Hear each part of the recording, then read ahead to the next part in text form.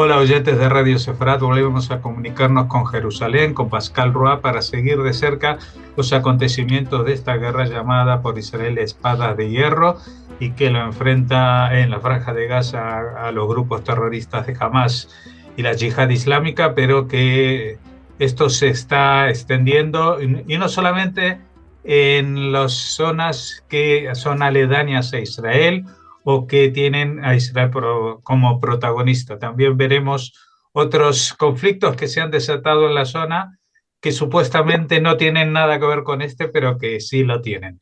¿Qué tal, Pascal? Sí, hola Jorge. Pues bien aquí hoy de vuelta a Jerusalén en el día 104 desde el 7 de octubre, desde que empezó esta guerra, con varias noticias del frente cercano y del frente lejano, efectivamente. Hoy empezaría con noticias de Gaza, a nivel de las operaciones que se están desarrollando. Recuerdo, son operaciones de varias divisiones de Tzahal, tanto en el norte, centro y sur. En el norte son operaciones menos intensivas, que consisten sobre todo en limpiar zonas donde queden residuos de terroristas, residuos de túneles, residuos de, por ejemplo, laboratorios de fabricación de armas o simplemente depósitos de armas. Y esto es lo que están llevando a cabo varias divisiones de Tzahal de forma menos intensiva, menos bombardeos que antes.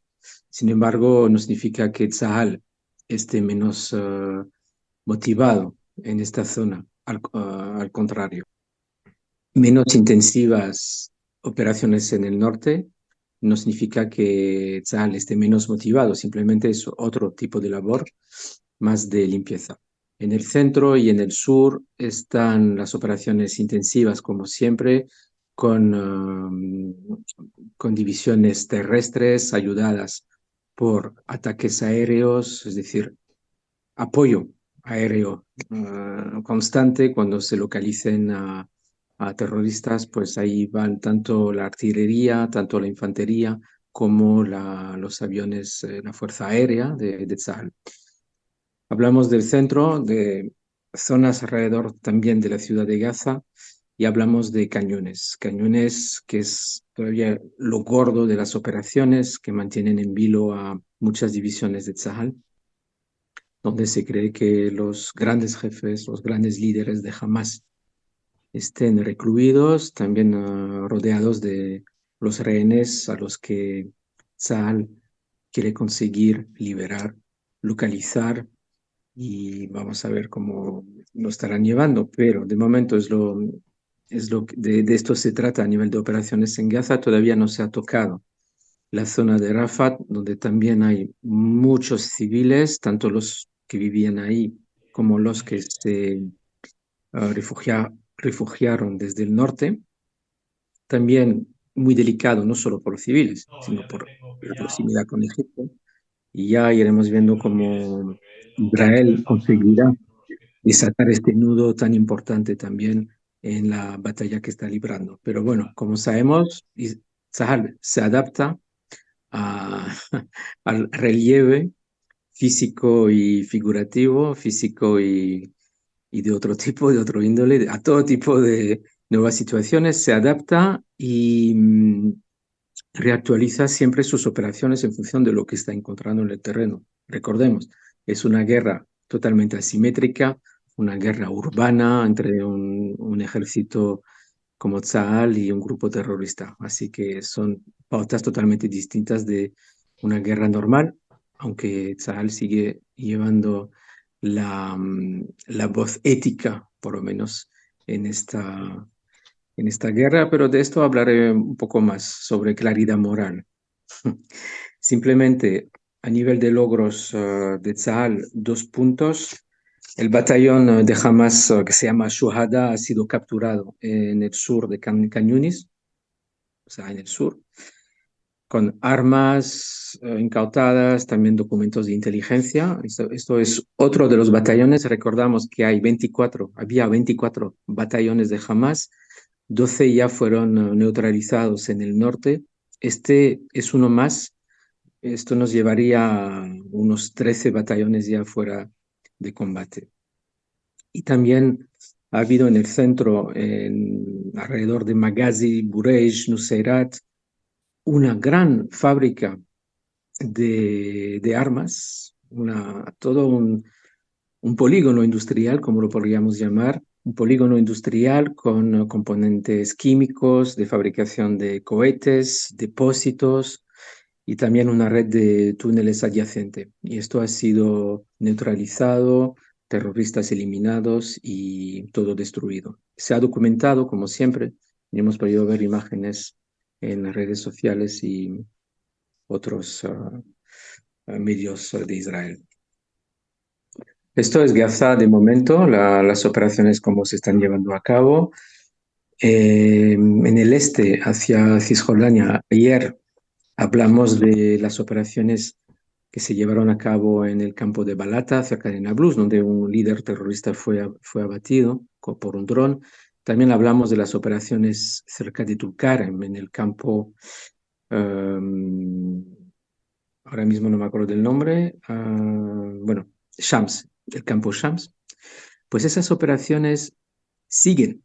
Hablamos de más de 37 horas de operaciones antiterroristas ahí, que son centenares de edificios buscados, son 8 terroristas eliminados, son unos 21 arrestos de sospechosos terroristas afiliados o no a Hamas, de hecho. O sea, una célula, una de las otras células que quiere implantar Hamas en Cisjordania y repetir las operaciones que hizo el 7 de octubre. Así que de momento es la operación que sigue en curso después de estos casi 2 días, ¿no? En Cisjordania. A nivel de hutíes, ya vamos hacia el sur. Pues los hutíes han sido, es la noticia, ¿no? Los hutíes han sido recalificados como grupo terroristas por Estados Unidos. Tú me dirás, ¿por qué no lo eran antes? Pues lo eran antes, pero desde la administración Biden en 2021, desde que se instaló en el poder, pues él y su administración estimaron que podía ser un freno a la ayuda humanitaria hacia la población yemenita en las partes controladas por los hutíes. Y entonces se decidió quitar la calificación de terrorista a este grupo. Pues bien, la calificación ha vuelto a activarse y ahora se trata de nuevo de un grupo terrorista. ¿Qué significa a nivel práctico? Bueno, es una presión más contra los hutíes y también es una forma de impedir que les llegue ayuda, esta vez no humanitaria, sino fondos ah, desde varias fuentes, y es una forma de controlar las finanzas de los hutíes, clasificándolo a ese grupo como terrorista. Ayer atacó y alcanzó el grupo de los hutíes, un barco de Estados Unidos con bandera de las Islas Marshall. Genco Picardia es el nombre de este barco. Hubo muchos daños en el barco, un incendio también a bordo, que luego fue reducido y el barco pudo seguir su viaje hacia buen puerto. Y esto a represalia. Como represalia, esto desencadenó un ataque muy fuerte de Estados Unidos a bases hutíes en Yemen, como va siendo habitual. Es decir, no pasa un día sin que haya una respuesta, esta vez contundente desde Estados Unidos, también con la ayuda del Reino Unido. Esto, pues, del frente de los hutíes. En el norte, con el Hezbollah, pues te digo que en este frente, como también en el frente sur, a nivel de alertas en el territorio israelí, pues hay bastante calma hoy, ha habido calma. Significa que también que no ha habido misiles disparados desde el Líbano hacia Israel desde ayer.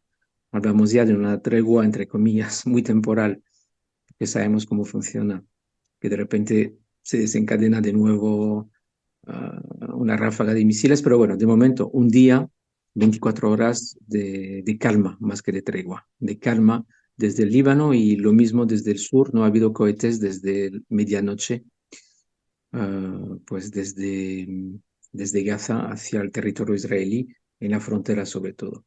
Se calcula que Hamas tiene mucho menos misiles de largo alcance, que significa pues que lleguen al centro del país o a Tel Aviv y se dedican ahora o se limitan a disparar hacia donde pueden, la frontera, lo que llamamos aquí el Otef Gaza, la frontera entre Israel y Gaza. Para seguir y terminar con el Hezbollah, ha habido unas declaraciones de portavoces de Hezbollah que en el sentido de rechazar, no es de extrañar, pero bueno, es una declaración puesta por escrita, la propuesta, la petición de Estados Unidos de que se retiren de forma uh, amistosa o de forma voluntaria, más que amistosa, hacia el río Litani y asegura también querer seguir con los ataques a Israel mientras no haya un alto el fuego en Gaza. O sea que lo vinculan, por supuesto, con lo que está pasando con Hamas, pero también se ha mostrado dispuesto a mantener contactos diplomáticos con Estados Unidos y tal vez sea el único punto positivo que se pueda sacar de esta declaración del portavoz de Hezbollah. Ujú. A nivel de rehenes, pues dos cosas, pero la primera son los medicamentos.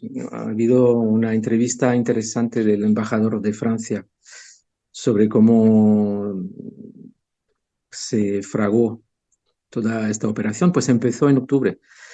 Es como dije ayer, es una pena que haya que negociar para una cosa tan básica como la entrega de medicamentos a gente que lo necesita, sean del borde que sean del grupo que sean, pues sabemos cómo es Hamas y entonces pues también para esta cosa básica, esta necesidad, pues ha habido negociaciones muy intensas, fíjate. Empezó en octubre cuando familiares de rehenes hablaron con Macron y le expresaron su preocupación porque sus queridos tenían problemas de salud. Y Macron se puso en marcha y contactó con Qatar. Y esto hablamos de finales de octubre y estamos ahora a mediados de enero y es cuando ha culminado esta operación finalmente con la entrega de listas, perdón, la entrega de medicamentos necesarios que ya llegaron a Gaza ayer, después finalmente de haber sido inspeccionados por Israel y con la intervención de la Cruz Roja. No se sabe del lado israelí si finalmente llegará a los rehenes. Vamos a ver si la Cruz Roja Internacional, que tan neutra se muestra diciendo que no toma partido de ningún lado, pues a ver si por lo menos se dignará a confirmar a Israel que sí se entregó a los rehenes. Vamos a ver si nos hacen el favor. Bueno, estos Sí. son todos los frentes que tienen que ver con Israel. Faltan dos. Faltan dos, creo que son los más comentados hoy, es decir, para la situación de los rehenes. En el contexto de los rehenes hay un rehén importante del que hemos hablado mucho hoy en Israel, es el pequeño Kfir Vivas, que cumple un año hoy, el 18 de enero, es el día de su cumpleaños. Y es la noticia destacada del día, porque no sabemos nada de él, de su familia, de su madre, perdón, de su hermano. No sabemos si siguen vivos, según Hamas ya han muerto. La verdad es que Israel no tiene idea de cuál es su situación. Hay como varios homenajes, varios actos en el país, sobre todo en Tel Aviv, en el Kikar HaTufim, la plaza de los rehenes, en su honor, en el honor a su familia. Y esta es una de las noticias más tristes de hoy, más tristes, de hecho, desde el 7 de octubre. Pero esto nos puede ayudar tal vez nos debería ayudar a, a afinar, a poner los límites morales, a afinar y a mejorar, a fortalecer la claridad moral de cada uno, de cada cual. Es decir, en el contexto de una guerra asimétrica entre un ejército moderno del siglo XXI, de un país democrático, incluso con todas sus imperfecciones, inherentes a la democracia, podría decir. Y por otra parte, un grupo de terror de corte medieval, sin fe ni ley, que combate de la forma más cobarde posible, protegido por sus escudos humanos, civiles, que clama victoria cada vez que un gazatí civil muere. Pues en este contexto de crueldad y de bajeza moral, de total ausencia de humanidad, se enmarca este triste aniversario. También como se enmarcan, y esta es la otra noticia que falta hoy, de triste noticia que falta por comentar, las imágenes en las que se ve a un terrorista, imágenes difundidas por CNN, se pueden ver en cualquier sitio, en todos los lados. Imágenes en las que se ve a un terrorista el 7 de octubre cerrando, o sea, con una sierra, cerrando el cuello de dos víctimas israelíes ya fallecidos. Y más triste aún es el testimonio del padre de uno de ellos, soldado, que reveló en esa entrevista que el terrorista que lo decapitó intentó en Gaza vender su cabeza por unos $10,000. Al final el ejército Tzahal consiguió encontrarla y la devolvió a su familia para que pueda ser enterrada junto a su cuerpo. Esta es la segunda triste noticia cruel del día, bueno, que marca el día 104 desde el 7 de octubre.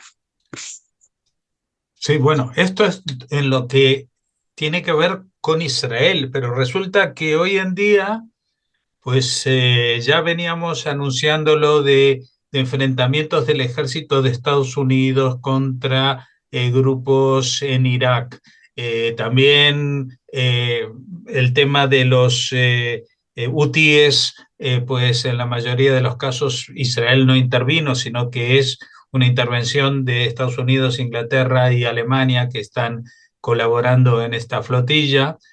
Pero ahora resulta que entra un nuevo elemento en escena, que son los bombardeos de los iraníes, pero no hacia Israel, porque eso ya los pondría en una situación de mucho peligro y que nunca han vivido, sino que han estado bombardeando el Kurdistán de Irak y también, cosa que a mí me asombra muchísimo, Pakistán. ¿Cuál es qué es lo que se comenta en Israel a raíz de esta intervención? Porque parece como que se está organizando un nuevo campo de batalla, porque yo no sé si, me imagino que los iraníes, los bombardeos contra el norte de Irak tienen que ver con la cercanía, primero que los kurdos son un pueblo que los propios persas tienen conflicto hace años, luego están cercanos a Azerbaiyán, que es un país que también eh, es de la misma rama religiosa que Irán, pero con una postura política totalmente enfrentada. Y ahora lo que me desconcierta mucho es Pakistán. Y no olvidemos una cosa, el único país musulmán del mundo que tiene una bomba atómica es justamente Pakistán. Y no olvidemos que también se ha dicho que en principio esta potencia atómica que Irán, si no la tiene ya, está muy cerca de poseerla, ha sido también gracias a la colaboración de científicos pakistaníes que es, digamos, los únicos más cercanos que podrían haberles ayudado. ¿Qué es lo que se comenta en Israel de esta situación? La verdad es que no se comenta mucho, se ve que de repente pues miramos cada vez más lejos. No solo, como dijo Herzog hoy en el Foro Económico Mundial en Davos, dijo, esto por supuesto tiene que ver entre Israel y Hamas, pero no tiene solo que ver con esto, tiene que ver con mucho más que esto, con ejes totalmente alejados unos del otro. Entonces aquí se observa, se intenta entender también qué está pasando, porque parece que las tensiones siempre han sido importantes entre Irán y Pakistán, sobre todo en la frontera entre los dos, pero no se esperaba que haya ataques de repente entre los dos, entre las dos grandes potencias. Lo que, lo que ha reivindicado Irán es un ataque contra un grupo terrorista en la provincia pakistaní de Baluchistán, un grupo sunita. Recordemos que Irán es chiita, Chiita. entonces pues hay un rifirrafe constante con ellos, pero también por parte de Pakistán, es decir, Pakistán también está como en contra de ese grupo terrorista que intenta controlar esa provincia. Entonces, no se entiende realmente por qué de repente, aunque compartan un enemigo separatista común, como de repente Irán haya atacado, se haya atrevido a atacar en territorio de Pakistán, aunque no haya sido el gobierno pakistaní en sí, sino un grupo terrorista o calificado como terrorista por esas dos naciones.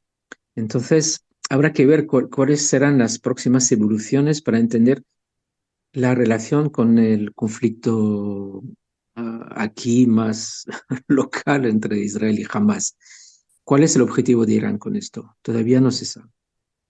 Bueno, veremos si para mañana, cuando tengamos nuestra última comunicación semanal, que como siempre la haremos un poquito antes que empiece el Shabbat, evidentemente, podríamos aportar algún elemento más esclarecedor. Hasta entonces, pues tendremos que conformarnos, perdón, con esta información de la que disponemos actualmente.